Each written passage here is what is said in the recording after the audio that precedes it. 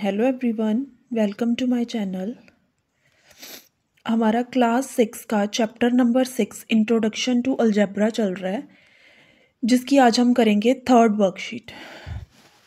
First one is power of literal numbers. Literal numbers की हमने पहले डेफिनेशन की है। लिटरल नंबर्स क्या होते हैं? जैसे सपोज स्क्वायर का पेरीमीटर का क्या फॉर्मूला होता है? Perimeter is equals to 4s, p is equals to 4s। इसमें p एंड s क्या है? Literal numbers. तो आज हम करेंगे power of literal numbers. Suppose a के ऊपर 2 लिखा है, 3, 4, 5 कुछ भी लिखा हो सकता है, ठीक है। तो लिटरल नंबर के ऊपर अगर कोई नंबर लिखा है तो उस नंबर को हम क्या बोलते हैं? पावर। और ये जो नंबर है इसको हम बोलते हैं base. A square, a square, ए जो नीचे दिया है उसको हम बोलते हैं बेस, जो ऊपर इसकी पावर दी है उसको बोलते हैं एक्सपोनेंट और पावर। एक्स क्यूब, बेस क्या है? एक्स, किसकी पावर क्यूब है? एक्स की, तो एक्स क्या है? बेस। 3 क्या है? एक्सपोनेंट और पावर। नेक्स्ट इसको रीड कैसे करते हैं? ए स्क्वायर, ए स्क्वायर और a to the power 2, x cube, x cube और x to the power 3, x 4, x to the power 4 minus x 5, minus x 5 minus x to the power 5। Next is a square. इसको expand कैसे करके लिखते हैं? इसका क्या मतलब है? जो इसकी पावर दी होती है उसका क्या मतलब है कि इसका जो बेस है, जितनी इसकी पावर है उतने टाइम्स हम इसको, जो बेस है उसको मल्टीप्लाई करेंगे। जैसे ए स्क्वायर है तो ए को, इसके बेस को कितने टाइम्स मल्टीप्लाई करेंगे? 2 टाइम्स, ए इंटू ए। अगर ए क्यूब है तो ए को कितने टाइम्स मल्टीप्लाई करेंगे? A multiply a multiply a. 2x is to 4। 2x की पावर क्या है? 4। मतलब 2x, पूरा अकेला x नहीं लेना, 2 को भी, 2 की भी साथ में 4 पावर है, इसलिए 2x को 4 टाइम्स मल्टीप्लाई करेंगे। 2x into 2x into 2x into 2x। Next is variable and constant. For example हमारे पास पेरीमीटर ऑफ स्क्वायर का क्या फॉर्मूला होता है? 4 इंटू साइड। सपोज इसकी साइड की वैल्यू हमें दी है 6, साइड की वैल्यू दी है हमें 6 centimetre. So P is equals to, इसमें साइड की वैल्यू हम फिल कर देंगे, P is equals to 4 into 6, 4 into 6। तो आंसर P की वैल्यू क्या आ जाएगी? 24। अब ये जो 4 है, हमें एक बार फॉर्मूला मिल गया कि पेरीमीटर ऑफ स्क्वायर का क्या फॉर्मूला है? 4s। इसकी साइड की वैल्यू चेंज हो सकती है लेकिन ये वाला 4 चेंज नहीं हो सकता। इसकी अगर एक बार पेरीमीटर का फॉर्मूला बन गया, मिल गया हमें 4s, तो 4 की वैल्यू 4 ही रहेगी लेकिन साइड की वैल्यू चेंज हो सकती है। साइड की वैल्यू जैसे यहाँ पे 6 सेंटीमीटर दी है, कई बार 7 सेंटीमीटर भी हो सकती है, 8, 9, 10 कुछ भी हो सकती है। सो ये जो 4 है ये क्या है? कांस्टेंट, इसकी वैल्यू चेंज नहीं होगी, इट इज फिक्स्ड, ये फिक्स है, ये चेंज नहीं होगी। तो ये क्या है? कांस्टेंट। और साइड क्या है? वेरिएबल, इसकी वैल्यू वेरी करेगी, ये चेंज होगी, ठीक है। इसकी वैल्यू कुछ भी हो सकती है। Here 4 is constant, not change or not, but side and perimeter can change. अगर साइड की वैल्यू चेंज होगी तो पेरीमीटर की वैल्यू भी चेंज होगी। सो पेरीमीटर एंड साइड दोनों, ये दोनों क्या हैं? ये दोनों वेरिएबल हैं। A quantity which does not change is constant, ठीक है। जो क्वांटिटी चेंज नहीं हो सकती उसको हम कांस्टेंट बोलते हैं, और जो क्वांटिटी चेंज हो सकती है उसको हम वेरिएबल बोलते हैं। A quantity which changes it's value, जिसकी वैल्यू चेंजेस हो सकती है उसको हम बोलते हैं variable. Side and perimeter. For example hours in a day, ठीक है। सबको पता है कि एक दिन में कितने आवर्स होते हैं? 12 आवर्स, 24 आवर्स, ठीक है। 24 आवर्स ये चेंज नहीं हो सकता, 24 ही रहेंगे हमेशा। तो ये क्या है? ये क्वांटिटी कांस्टेंट है। मंथ्स, मंथ्स की वैल्यू भी चेंज नहीं होगी, ठीक है, it is constant. Number of seconds in in a are all constant, they always remain the same, इनकी वैल्यू कभी भी चेंज नहीं होगी. But length breadth of rectangle, length की वैल्यू चेंज होगी, ठीक है, ब्रेड्थ की वैल्यू चेंज होगी, साइड ऑफ अ स्क्वायर की वैल्यू चेंज होगी, may changed, these are all variables. So इसकी वर्कशीट 3 है. Write the exponential form of, exponential form of मतलब कि हमें ये मल्टीप्लिकेशन में दिया गया, इसको हमने एक्सपोनेंशियल फॉर्म में लिखना है. एक्सपोनेंशियल फॉर्म मतलब इनकी पावर्स लिखनी है, ठीक है. कितने टाइम y मल्टीप्लाई हो रहा है, 1 2 3 4 अप टू 9 टाइम्स. तो बेस क्या है, y, बेस क्या है y, तो y की कितनी पावर है, 9 टाइम्स मल्टीप्लाई हो रहा है, तो y की पावर क्या आ जाएगी, 9. इसको हम क्या कैसे रीड करेंगे, y is to 9. B part, p into p up to 21 times, 21 times p multiply हो रहा है, तो p की पावर क्या होगी, 21. p is to 21. Half, half ऐसे ही लिख लेंगे. ए भी एक बार है तो इसकी पावर 1 हो जाएगी, 1 की लिखने की जरूरत नहीं होती. बी की कितने टाइम्स है, बी स्क्वायर, सी. नेक्स्ट इसका डी पार्ट, 2 ए, 1 2 3, ए की पावर क्या हो जाएगी, 3. बी, बेस क्या है, बी की कितनी पावर है, 2. And C. Next is -6, -6 as it is रहेगा. एक्स भी एक बार मल्टीप्लाई हो रहा है तो एक्स भी एज इट इज आ जाएगा. Y and Y square and Z. Next minus Z कितने टाइम्स मल्टीप्लाई हो रहा है, 1 2 3 4 and minus Z power 4. Minus A up to 17 times, minus A power 17. 3x कितने टाइम्स है, 5 टाइम्स. इसको रीड कैसे करेंगे, 3x is to 5, 3x is to 5. Next question number 2, write the product form of following. अब हमें exponential form दी है, हमने इसको प्रोडक्ट फॉर्म में लिखना है. y की पावर क्या है, 5, तो इसको हमने y, बेस क्या है y, इसको हम कितने टाइम्स लिखेंगे, 5 times, y into Y into Y into Y into Y.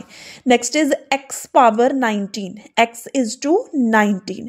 x को हमने कितनी बार मल्टीप्लाई करना है, 19 times, x into X into X. आगे क्या लिख देंगे, up to so on 19 times. Next is 3/4 X square, मतलब x को 2 बार लिखना है, y into Z. Next a cube, a को हमने 3 बार मल्टीप्लाई करना है, a into A into A. Next is b square, b को 2 बार मल्टीप्लाई करना है, c1 into c. Minus a power 4, minus ए को 4 टाइम्स लिखेंगे, minus A into minus A into minus A. Next इसका एफ पार्ट है, 2x power 3, 2x into 2x into 2x. Minus Z power 30, minus Z into minus Z into minus Z into up to so on 30 times. Next is -7 multiply p multiply q square, मतलब q 2 times लिखेंगे, into r cube, r को 3 times लिखेंगे.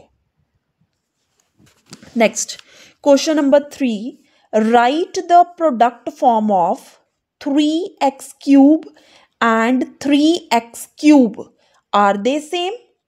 पहले हमने लिखनी है 3x cube की product form, इसमें बेस क्या है 3x, मतलब 3x को 3 टाइम्स लिखेंगे, 3x into 3x into 3x, ठीक है। तो ये आंसर क्या आ जाएगा, वैसे प्रोडक्ट फॉर्म ही लिखनी है। Next is 3x। अब इसमें बेस 3x है लेकिन इसमें 3 की पावर 1 है, सिर्फ x की पावर 3 है, 3 की पावर 1 है क्योंकि पूरे को ब्रैकेट नहीं किया गया। 3 की पावर क्या है 1, तो 3x क्यूब को की प्रोडक्ट फॉर्म क्या आएगी 3 into X into X into X. Are they same? No, they are not same.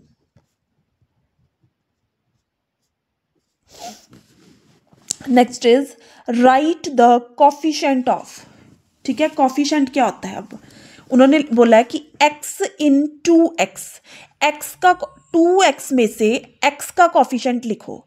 जिसका कोफिशिएंट पूछा है उसको छोड़ के जो भी हमें टर्म दी गई है उसको लिखना है, ठीक है। अब उन्होंने बोला कि right the coefficient of x in 2x, x को छोड़ दो, बाकी क्या बच गया 2, तो 2 क्या होगा x का coefficient. Coefficient of x is 2। Next इसका बी पार्ट है a इन -9a, a को छोड़ के बाकी क्या बच गया -9, so coefficient of a is -9। Next y in 4xy, y को छोड़ के बाकी क्या बच गया 4x, so coefficient of y is 4x। b in -8abc, b को छोड़ दो, इसको छोड़ दो, बाकी क्या बच गया, so coefficient of b is -8ac। जिसका कोफिशिएंट पूछा गया है उसको छोड़ के बाकी जो भी हमें टर्म दी है उसको सारी लिखना है। Next is a in -a को छोड़ दो, बाकी क्या बच गया -1, okay. So coefficient of a is -1। Next z in 4/3z,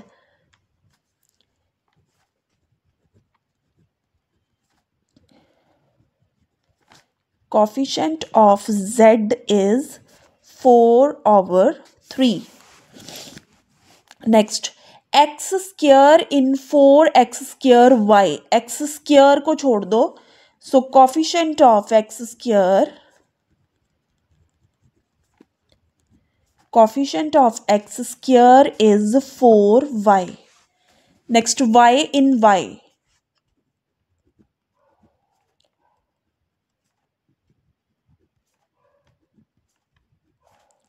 coefficient of y को छोड़ दो तो क्या बच गया 1, coefficient of y is 1। next a in -1/2ab square, a को छोड़ दो तो coefficient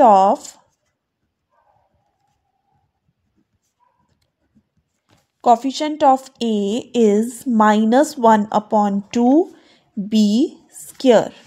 z in zy, z को छोड़ दो,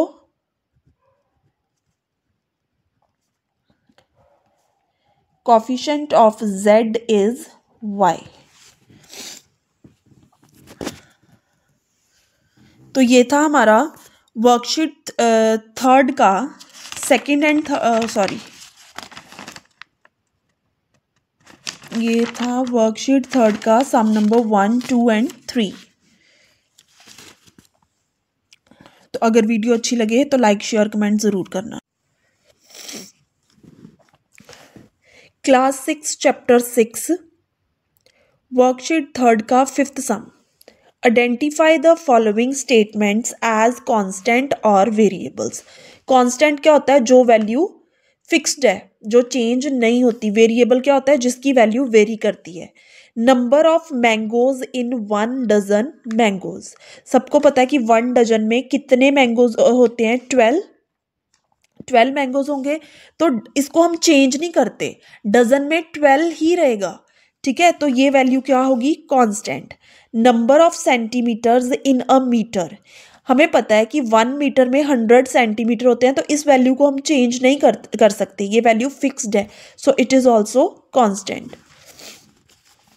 temperature in a day, day में टेम्परेचर अप डाउन होता रहता है, तो ये क्या है, temperature in a day is variable.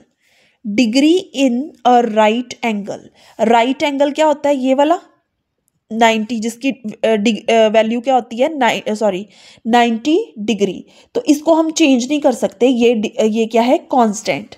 Degrees in acute angle, acute angle क्या होता है, 90 डिग्री से छोटे एंगल्स जो होते हैं, ठीक है, ये 0 डिग्री 10 20 30 डिग्री 45 डिग्री, ये सारे क्या हैं, ये सारे क्या हैं, एक्यूट एंगल्स। तो ये एक्यूट एंगल्स की वैल्यू कोई भी डिग्री हो सकती है, ठीक है, इसको हम चेंज कर सकते हैं, सो ये क्या है, variable. Next is number of days in February, it is variable, क्योंकि वैसे फेब्रवरी में 28 डेज होते हैं, लेकिन लीप ईयर में 29 डेज होते हैं, तो ये क्या है, variable. Number of days in April, ठीक है, अप्रैल में हमेशा 30 डेज ही होते हैं, ठीक है, तो ये क्या है, constant. Next is number of letters in the word mathematics, mathematics word में कितने लेटर्स हैं, 1 2 3 4 5 6 7 8 9 10 11, सो इसमें 11 लेटर्स हैं, इसको मैथमेटिक्स में हमें इस वर्ड में 11 लेटर्स ही रहेंगे, ये चेंज नहीं हो सकते, तो ये क्या है, constant. Next is question number 6, right the numerical coefficient, numerical coefficient क्या होता है, न्यूमेरिकल कॉफिशिएंट मतलब नंबर, जो नंबर दिया गया, कोई भी टर्म दी गई है उसमें जो नंबर लिखा होता है उसको हम बोलते हैं numerical, this is literal number and this is numerical, ठीक है, ये क्या है, न्यूमेरिकल, न्यूमेरिकल मतलब नंबर, ठीक है। तो 2x में नंबर कौन सा है, 2, तो ये क्या होगा, न्यूमेरिकल कॉफिशिएंट। 3yz, इसमें न्यूमेरिकल कॉफिशिएंट कौन सा है, 3। 1/4 x²z, इसमें कौन सा है न्यूमेरिकल कॉफिशिएंट, 1/4। 2 जो है वो x की पावर है, तो ये इसमें इंक्लूड नहीं होगा, सिर्फ 1/4 होगा। ए के आगे कुछ नहीं है, इसका मतलब 1 होगा, तो इसमें क्या होगा न्यूमेरिकल कॉफिशिएंट, 1। -yz -1, 3pqr, इसमें न्यूमेरिकल कॉफिशिएंट क्या होगा, 3। Next is 4/3 a² bc, 4/3, 4/3 x² yz, इसमें कोई नहीं है तो क्या होगा, 1 is the numerical coefficient. -bc -1 -x -1,